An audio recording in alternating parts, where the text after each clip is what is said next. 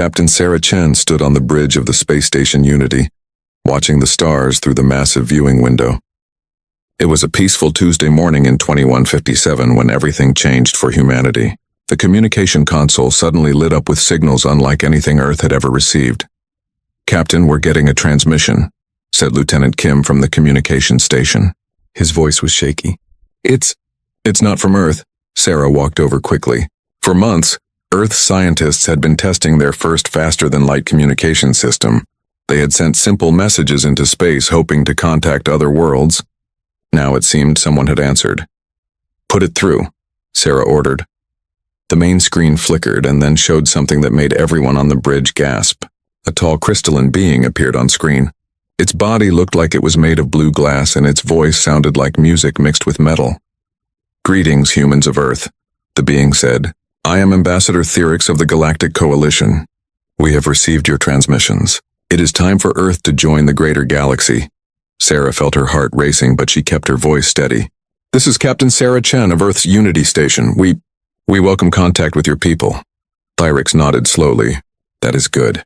However, first contact is not a social visit. Your world must make a choice immediately. The galaxy is at war, and every species must pick a side." The ambassador explained the situation. 3 powerful groups had been fighting for hundreds of years across the galaxy. The Vorthak Empire was a military force that conquered worlds and made them into warrior planets.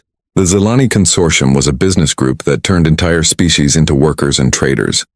The Kepler Union was made up of smart scientists and engineers who used advanced technology to control other worlds. Every new species must join one of these factions, Theorix continued. Those who refuse are eventually destroyed or enslaved. This is the way of the galaxy. Sarah listened carefully, taking notes. "What exactly are you asking us to do?" "Earth must choose," Theorix said simply. "The Vorthak Empire offers glory in battle and the chance to conquer new worlds. Your people would become great warriors. The Zelani Consortium offers wealth and trade routes across the galaxy. Your world would become rich beyond imagination. The Kepler Union offers knowledge and technology that could advance your civilization by thousands of years." The captain felt a cold feeling in her stomach. "And if we choose none of them?" Theorix's crystalline face showed something that might have been surprise. "That is not possible. All species must participate in the galactic war. It has been this way for centuries. To remain neutral is to invite destruction."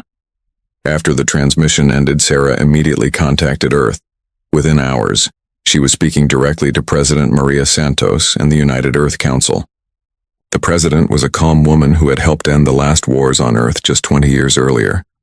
"So they want us to pick a side in their war," President Santos said after hearing the full report. "What do we know about these factions?" Dr. Elena Vasquez, Earth's top expert on alien psychology, had been studying the transmission. "From what I can tell, all 3 groups are essentially forcing other species to fight their war for them.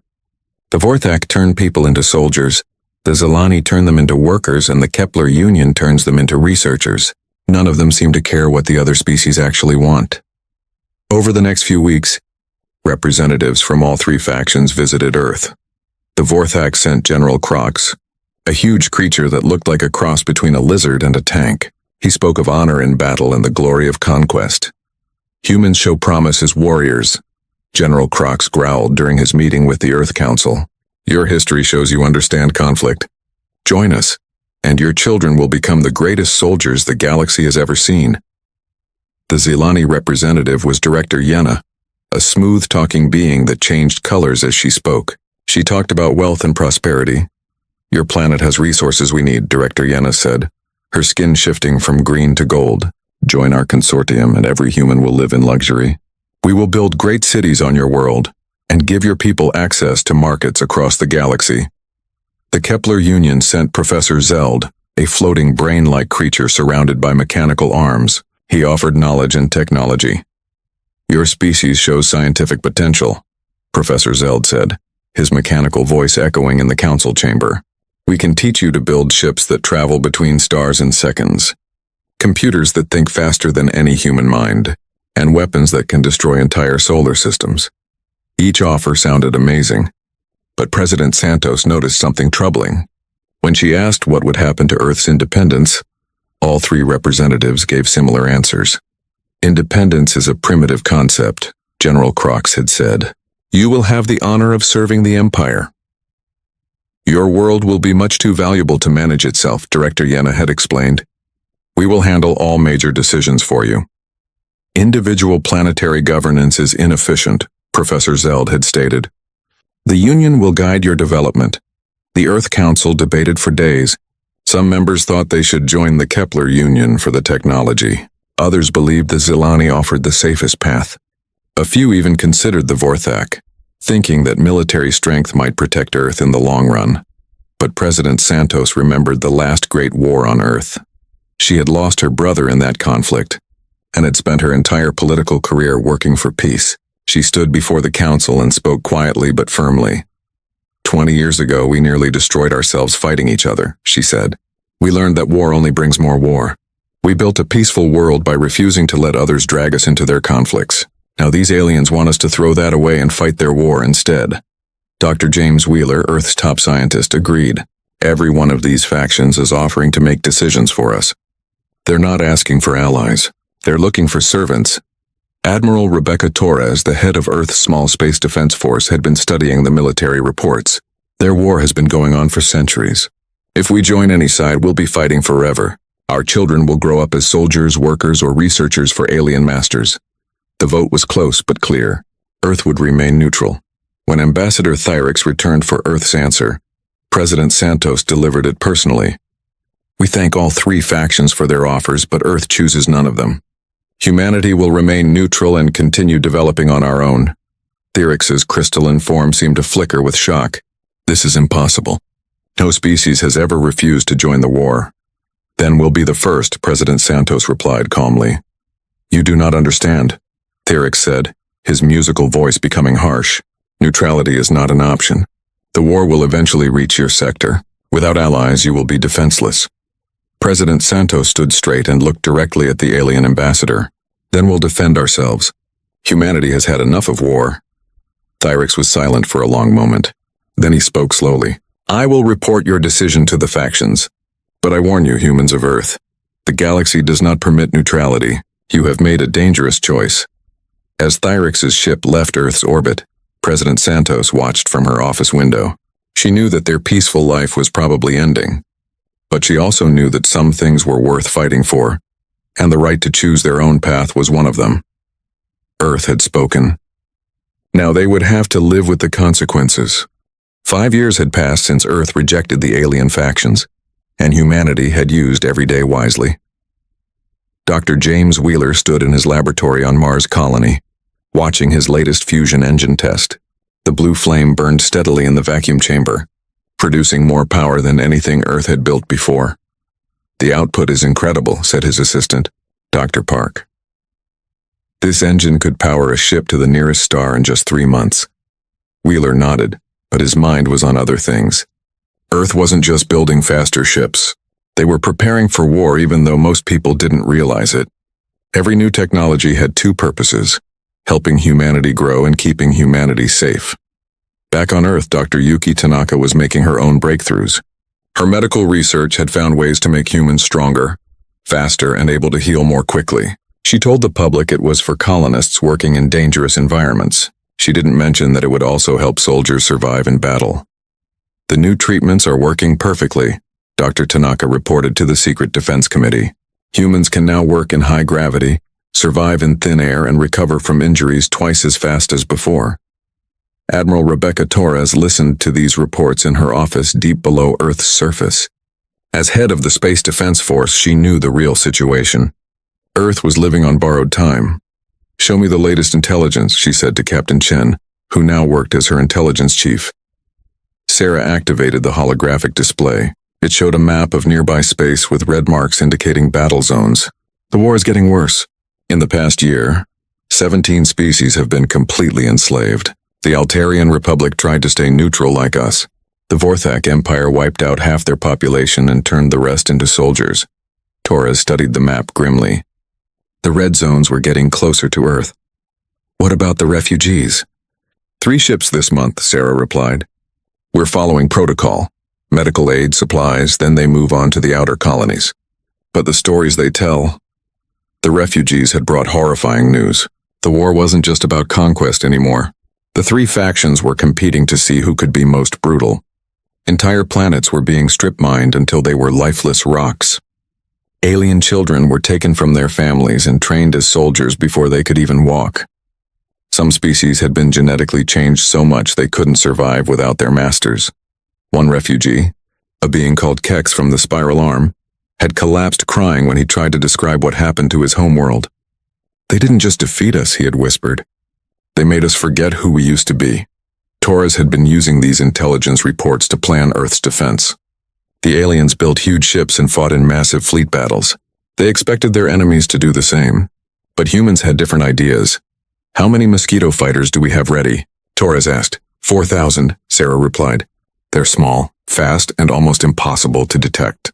Each one can carry enough firepower to damage a capital ship." "And the Hornet missiles?" 12,000 deployed across the asteroid belt.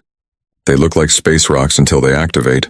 Torres smiled slightly. The aliens thought in terms of massive fleets and direct confrontation. Humans thought like wolves hunting much larger prey. They would strike from shadows, hit weak points, and disappear before the enemy could respond. Meanwhile, Earth's colonies were growing rapidly. Mars now had 2 million people. Europa had 500,000. And dozens of asteroid mines were fully operational. But these weren't just colonies, they were fortress bases, each one capable of defending itself and supporting Earth if needed. President Santos, now in her second term, was visiting the Europa colony when the next alien message arrived. She was touring the underground cities when Admiral Torres contacted her through secure communication. "Ma'am, we've received another transmission from the Vorthak Empire. They're not happy." Santos sighed. She had been expecting this. "What do they want now?" "General Kroc says Earth has 72 hours to reconsider our position. They're calling our neutrality a dangerous example to other species." The president understood immediately. Other worlds were starting to ask why they had to fight in the galactic war. If Earth could stay neutral, maybe they could too. The three factions were worried that their supply of forced allies might dry up. "What's our official response going to be?" Santos asked. "The same as always," Torres replied. Polite but firm refusal. But privately, Torres was worried. Her spies throughout the galaxy had reported something disturbing. The three factions, who normally hated each other, had been having secret meetings. They were talking about the Earth problem and how to solve it. Dr. Elena Vasquez had been studying alien psychology for 5 years now, and she had learned something important about their enemies. "They're not like humans," she explained to the Defense Committee. "When we fight to win and then make peace. When they fight, fighting becomes their whole way of life. They can't imagine a world without war." This was why Earth's neutrality scared them so much. Humans had proven that peace was possible, that species didn't have to fight forever. If this idea spread, their entire civilization would collapse. Dr. Wheeler's team had been working on their most secret project in a hidden base inside the asteroid series. They called it the Shepherd program, artificial intelligence that could think like humans instead of like computers. Standard AI follows logical patterns, Wheeler explained to Torres during her secret visit. "It's predictable, but human thinking includes intuition, creativity, and controlled chaos. Our AI can make decisions that seem random but are actually brilliant. How does that help us? Alien computer systems are designed to fight other alien computers. They use logic to predict and counter enemy moves, but they can't predict or counter something that thinks the way humans do." As the 5th year of Earth's independence ended, Torres received the intelligence report she had been dreading. All three factions were moving ships toward Earth's sector, not to attack each other, but to finally deal with the humans who refused to join their war. "How long do we have?" President Santos asked during the emergency meeting. 6 months, maybe less, Torres replied. "They're still arguing about how to divide Earth's resources after they conquer us. But they've agreed that we have to be stopped." Santos looked around the room at Earth's leaders. These were good people who had spent years building a peaceful world. Now they were about to face the greatest test in human history. "Are we ready?" she asked. Torres stood up straight. "We're as ready as we can be. Our technology is better than theirs in many ways. Our tactics are completely different from what they expect. And we have something they don't understand." "What's that?" "We're fighting for our home. They're fighting for their masters. As the meeting ended, Santos walked to the window and looked up at the stars. Somewhere out there, massive alien fleets were preparing to enslave or destroy humanity. But Earth would not go quietly into the night. The price of peace, it seemed, was preparing for war. And humanity was finally ready to pay that price.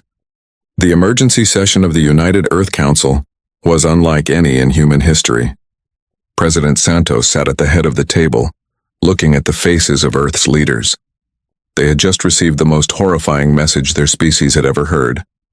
Ambassador Theorix appeared on the main screen, but he was not alone. Behind him stood representatives from all three galactic factions. General Crox of the Vorthak Empire, Director Yenna of the Zelani Consortium, and Professor Zeld of the Kepler Union. For the first time in centuries, the three enemies had united for a single purpose. Humans of Earth, Theorix began, his crystalline voice colder than space itself.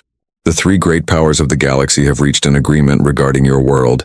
Santos felt her blood turn to ice, but she kept her expression calm. We're listening. General Crox stepped forward, his massive form filling the screen. Your refusal to join the galactic war has become a problem. Other species are starting to believe that neutrality is possible. This cannot be allowed. Director Yenna's skin shifted from gold to deep red as she spoke. You have 72 hours to choose a faction. Any faction. This is your final chance. Professor Zeld's mechanical arms moved as he delivered the rest of the message. If you continue to refuse, corrective action will be taken. Your adults will be relocated to labor facilities on distant worlds. Your children will be removed and raised as soldiers, workers, or researchers depending on which faction claims them. Santos felt the words hit her like physical blows. Around the table, she could see the same shock and horror on every face. They weren't just threatening to conquer Earth. They were threatening to take human children away from their families. You have made us do this, Theorix continued. Your example threatens the stability of the galactic order. Other species must see what happens to those who refuse to participate. The transmission ended, leaving the council chamber in terrible silence. Dr. Elena Vasquez was the first to speak, her voice shaking with rage. They're threatening our children. They're talking about taking babies and turning them into slaves. Defense Minister Robert Kim slammed his hand on the table. This is beyond warfare. This is genocide. Santos looked around the room. Some members looked terrified, others angry, but all of them looked determined. We need to consider our options carefully. The survival of our species depends on what we decide in the next 72 hours. The debate that followed was the most intense in Earth's history. Some council members argued for submission, pointing out that humanity couldn't possibly fight three galactic superpowers at once. Others insisted they should choose the least horrible faction and hope for the best. The Kepler Union might be our best choice, suggested Science Minister Dr. Anderson. At least they value intelligence. Our children might have better lives as researchers than as soldiers or laborers. There is no good choice here, Admiral Torres replied firmly. All three factions are talking about taking our children away from us. That's not negotiable. Dr. Vasquez had been studying the psychology of the alien message. I need to tell you something important, she said. This isn't just about controlling Earth.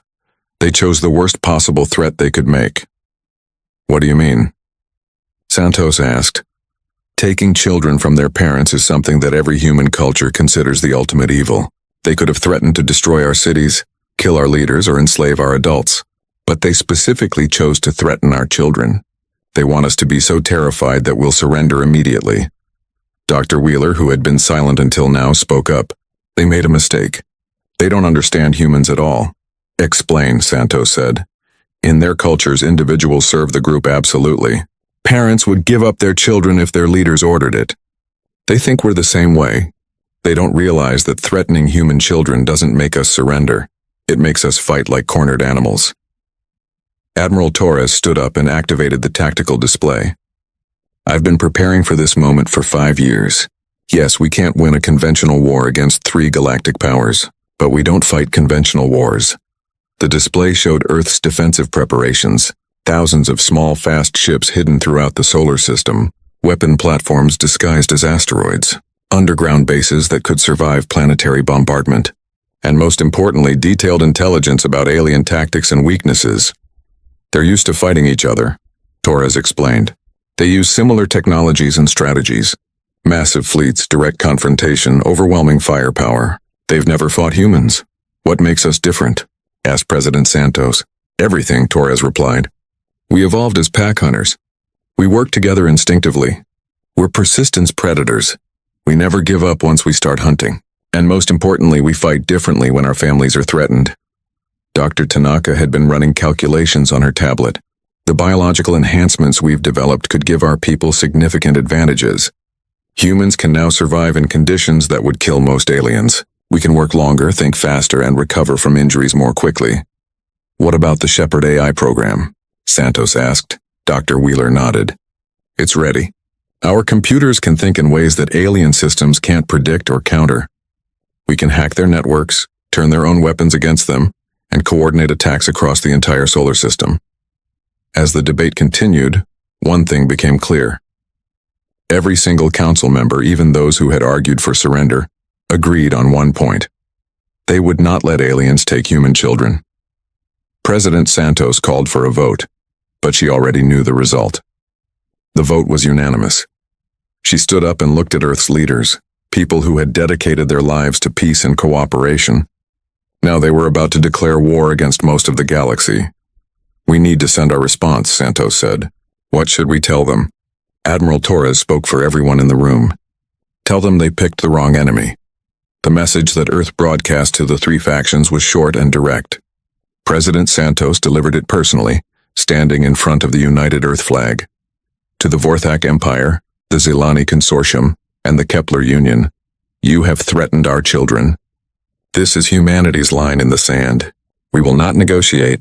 We will not surrender. We will not allow you to take our young people and turn them into your slaves. If you want a war with humanity, you will get one. But remember, you started this fight. As the transmission ended, Santos turned to Admiral Torres.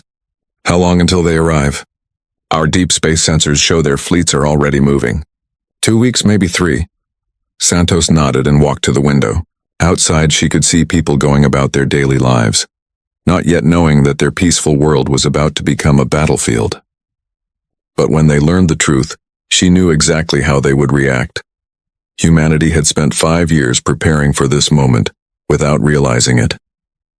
Every colony built, every ship launched, every technological breakthrough had been part of getting ready for the day when they would have to fight for their children's freedom. The aliens thought they were dealing with just another species that could be bullied into submission. They were about to learn the difference between fighting soldiers who serve their leaders and fighting parents defending their children. Earth had made its choice. Now the galaxy would see what happened when someone threatened humanity's young. The alien fleet that arrived at Earth's solar system was the largest military force ever assembled in galactic history. 300 massive warships from the three factions hung in space like metal mountains, their weapons capable of burning entire planets to ash. General Croc stood on the bridge of his flagship, the Eternal War, watching Earth through the view screen. The small blue planet looked so peaceful, so helpless. This will be quick, he told his officers. One demonstration of our power, and the humans will surrender. On the Zilani command ship Prophet's Edge, Director Yenna was already calculating how much money they could make from Earth's resources. Such a rich world, she said, her skin shifting to a pleased golden color. The humans will make excellent workers once they're properly motivated. Professor Zeld observed from the Kepler Union vessel, Logic's Triumph, his mechanical arms scanning the Earth system. Curious. I detect no large defensive fleets. Perhaps the humans have already accepted their fate. They were all wrong. Captain Sarah Chen sat in the cockpit of her fighter, the Defiant, hidden inside a hollowed-out asteroid near Jupiter. Around her, 3,000 other human pilots waited silently. They had been there for days, watching the alien fleet arrive, learning their patterns. Remember, Chen spoke into her communicator, we don't try to match their firepower. We're mosquitoes hunting elephants. Hit fast, hit hard, disappear. On Earth, Admiral Torres watched the alien fleet from her underground command center. The aliens had positioned themselves exactly where she had hoped they would, in a perfect formation for what humans called a turkey shoot. All stations. This is command. Torres spoke calmly into her microphone. The enemy has threatened our children. Show them what happens when someone makes that mistake. Execute Operation Hornet's Nest. What happened next would be studied in military academies for centuries. The first surprise came from the asteroid belt. Thousands of objects that the aliens had dismissed as space rocks suddenly came alive. The Hornet missiles, disguised as asteroids for months, activated their engines and swarmed toward the alien fleet. "Sir, we have incoming missiles," shouted a Vorthak officer. "Thousands of them!" General Crox wasn't worried. "Activate point defense systems. These primitives think they can hurt us with simple rockets." But the Hornets weren't simple rockets. As the alien defensive systems began shooting, the missiles suddenly changed course in ways that violated everything the aliens knew about physics. They moved like living things, dodging and weaving through defensive fire. Dr. Wheeler's breakthrough in fusion drives had made this possible. The Hornets could accelerate and turn so quickly that alien targeting computers couldn't track them. Worse, they were controlled by Shepard AI that thought like humans instead of like machines. The first wave of Hornets slammed into the alien fleet, targeting their weapons and engines. The massive alien ships were designed to fight other capital ships, not swarms of small, intelligent missiles. "Impossible," Professor Zeld exclaimed as explosions bloomed across his fleet. "No missile can move like that." But the real attack was just beginning. Captain Chen led her fighters out of their hiding places throughout the solar system. The Mosquito fighters were tiny compared to the alien ships, but they were faster and more maneuverable than anything the galaxy had ever seen.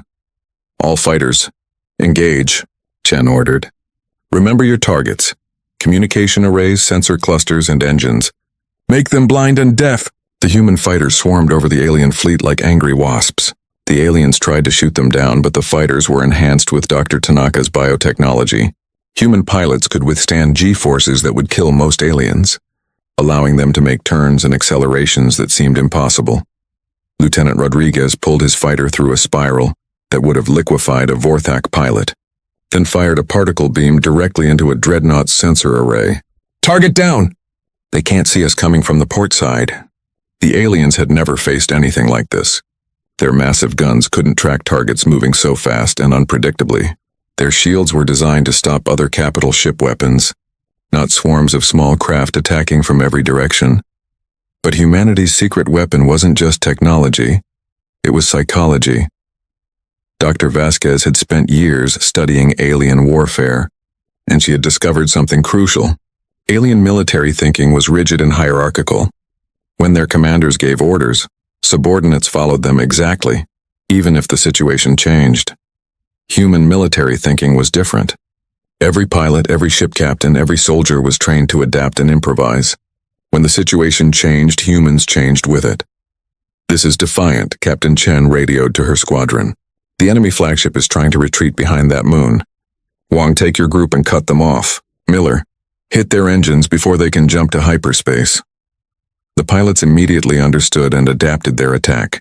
No alien commander could coordinate such complex maneuvers in real time, because alien crews weren't trained to think for themselves. Meanwhile, Earth's most secret weapon was activating. The Shepard AI systems began infiltrating alien computer networks, using the chaos of battle to slip past their defenses. "Shepard 1 is inside the Vorthak network," reported Dr. Wheeler from his control center. "Beginning data corruption and system takeover." The AI didn't just hack alien computers, it understood them in ways their creators never intended. Shepard AI could predict what alien systems would do because it understood the logical patterns they followed. Then it could disrupt those patterns in ways that seemed random, but were actually devastating. On General Crox's flagship, weapon systems began firing at their own ships. "What's happening?" he roared. "Sir, our computers are malfunctioning," his technical officer replied. "They think our own ships are enemies. Fix it." "We're trying, but the system keeps changing. It's like it's thinking for itself." Similar chaos was spreading through all three fleets. Zilani ships found their engines shutting down randomly. Kepler Union vessels had their sensors showing false targets everywhere. The aliens' greatest advantage, their superior technology, was turning against them. But the most devastating blow came from an unexpected source. On the bridge of Earth's flagship Indomitable, Admiral Torres received a message from deep space. "Admiral, this is Captain Foster on the Ranger. We've captured a Vorthak communication ship. The prisoners are asking to surrender." Torres smiled grimly. Patch me through to them. The alien communication officer appeared on screen, his reptilian features showing pure terror. Please, human leader, we surrender. We didn't know. We thought you were just another weak species. What didn't you know? Torres asked. We didn't know you were you. Our commanders told us humans were cowards who would surrender as soon as we arrived. They said you had no real weapons, no real defenses. They didn't tell us you fight like what? Like demons. Like creatures from our worst nightmares. Your ships move like living things. Your weapons think. Your pilots do things that should kill them, but they just keep fighting. Torres leaned forward. Listen carefully. Send this message to your fleets. Humanity is offering terms for surrender. Any ship that powers down its weapons and submits to boarding will be treated according to our laws of war. Any ship that continues fighting will be destroyed. Within hours, the tide of battle had completely turned. The three great galactic powers, who had expected to crush Earth in a few hours, were facing total defeat. Some alien ships tried to flee, but human forces had positioned themselves throughout the solar system. There was nowhere to run. Some tried to fight to the end, but human tactics made traditional space warfare impossible. The aliens couldn't adapt fast enough to counter humanity's fluid, creative approach to combat. Most chose surrender. By the end of the day, Earth's solar system was filled with disabled alien warships. The largest military force in galactic history had been defeated by a species they had considered primitive. Admiral Torres stood on the bridge of her flagship, looking at the tactical display. Green lights showed captured alien vessels. Red lights showed the few ships that had been destroyed when they refused to surrender. Ma'am, Captain Chen reported from her fighter. We're receiving surrender signals from the remaining ships. The alien commanders are requesting permission to speak with you. Torres nodded. Tell them we'll talk. But first they need to understand something. They came here to take our children. That was their biggest mistake. There's nothing in this galaxy more dangerous than humans protecting their young. As word of the battle spread throughout the galaxy, something unprecedented began to happen. Species that had been enslaved for centuries started to whisper about the impossible. The day when someone finally stood up to the three great powers and won, Earth had done more than defend itself. It had shown the galaxy that the mighty could fall, that resistance was possible, and that sometimes the smallest fighter could bring down the largest enemy. The war was far from over, but everything had changed. Humanity had refused to join the conflict, and when forced to fight, they had fought in ways the galaxy had never seen. The aliens had picked the wrong enemy indeed. News of Earth's victory spread across the galaxy faster than any spaceship could travel. On 1,000 worlds, enslaved beings looked up at the stars and whispered the impossible word: hope. Admiral Torres stood in the prisoner detention center on Luna Base, looking at the alien commanders who had come to destroy Earth. General Croc sat in his cell staring at the floor. Director Yena's skin had turned a dull gray color. Professor Zeld's mechanical arms hung motionless. They still can't believe what happened, said Captain Chen as she joined Torres. According to their intelligence, we had no defenses, no real military, no chance of winning. Torres nodded. They made the same mistake humans used to make. They looked at our peaceful nature and thought it meant we were weak. They didn't understand that the most dangerous humans are the ones protecting their families. But Earth's victory was just the beginning. Reports were coming in from across the galaxy, and everyone brought more shocking news. On Alteria Prime, the workers in the Zilani mining facilities had stopped working. They had heard that someone had actually defeated their masters in battle, and they wanted to know if freedom was really possible. In the Vorthak training camps, young soldiers from conquered species were asking their instructors why they had to fight for the Empire, when Earth had chosen not to. Even in the Kepler Union research stations, scientists were questioning whether they really needed to serve masters who had just been defeated by a species they called primitive. Dr. Elena Vasquez was studying the intelligence reports in her office when President Santos arrived for their daily briefing. It's spreading, Vasquez said, pointing to the galactic map. Rebellion, resistance, revolution, it's happening everywhere at once. Santos looked at the red dots marking areas of unrest. There were hundreds of them, scattered across the galaxy. What's causing it? Us, Vasquez replied simply. For centuries, every species believed that the three factions were unbeatable. They surrendered because they thought resistance was impossible. We proved them wrong. The most significant contact came 3 weeks after the battle. Earth's deep space sensors detected a small ship approaching under a flag of truce. The ship's design was unlike anything in the alien database. Captain Chen met the visitor at Unity Station. The being that stepped out of the airlock was beautiful and terrible at the same time, a creature of pure energy, contained within a crystalline shell that sparkled with its own light. I am Princess Kayla of the Centauri, Commonwealth, the being said, her voice like singing crystals. I have come to speak with your leaders about an alliance. Within hours, Princess Kayla was sitting across from President Santos in the most secure conference room on Earth. The energy being explained her situation with desperate hope in her voice. My people have been fighting for independence for 40 years, she said. We've won some battles, but we've never had a real chance of victory.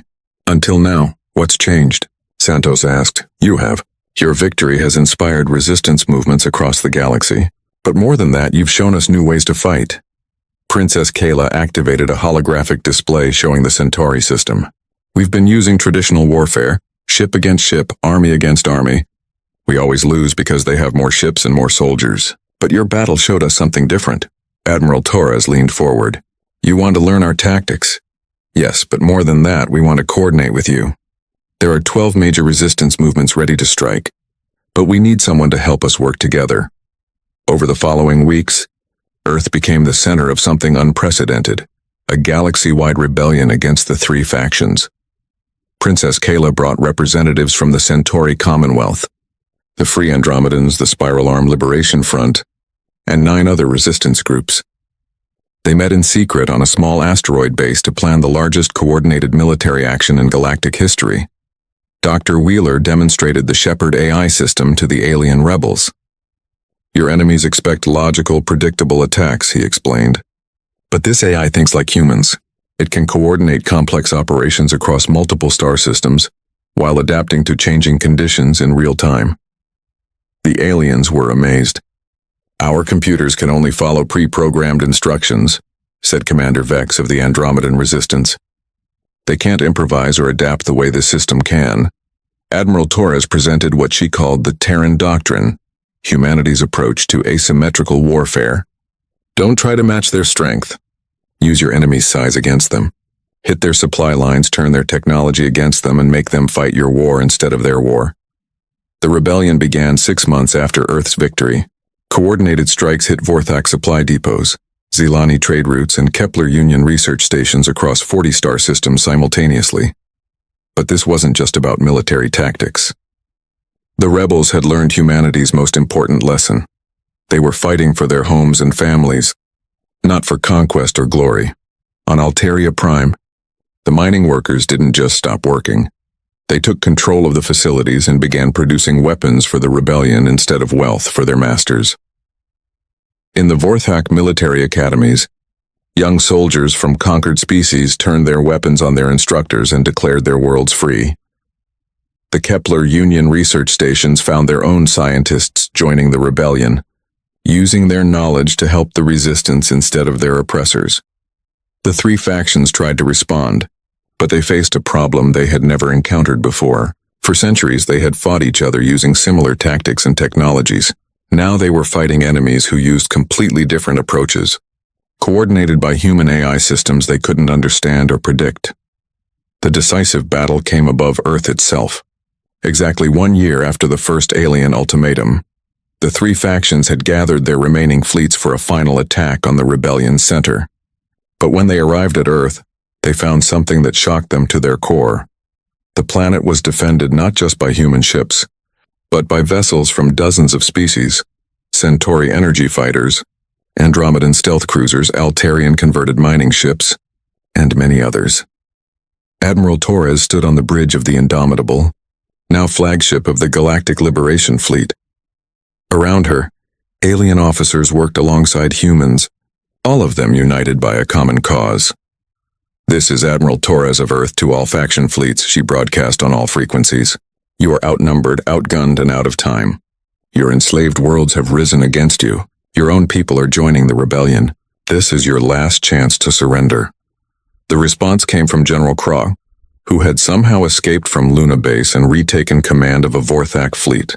"Humans, you have destroyed the galactic order. We will fight until our last ship is destroyed." "So be it," Torres replied. The battle that followed was unlike any in galactic history. The Resistance fleet fought with human tactics but alien technologies, creating combinations that the faction fleets couldn't counter. Centauri energy weapons, guided by human targeting systems carved through Vorthak armor like it was paper. Andromedan stealth ships coordinated by Shepard AI appeared and disappeared faster than alien sensors could track. Altarian mining ships converted into carriers launched swarms of human-designed fighters. But the most devastating weapon was something the factions had never faced before. An enemy that truly believed in what they were fighting for.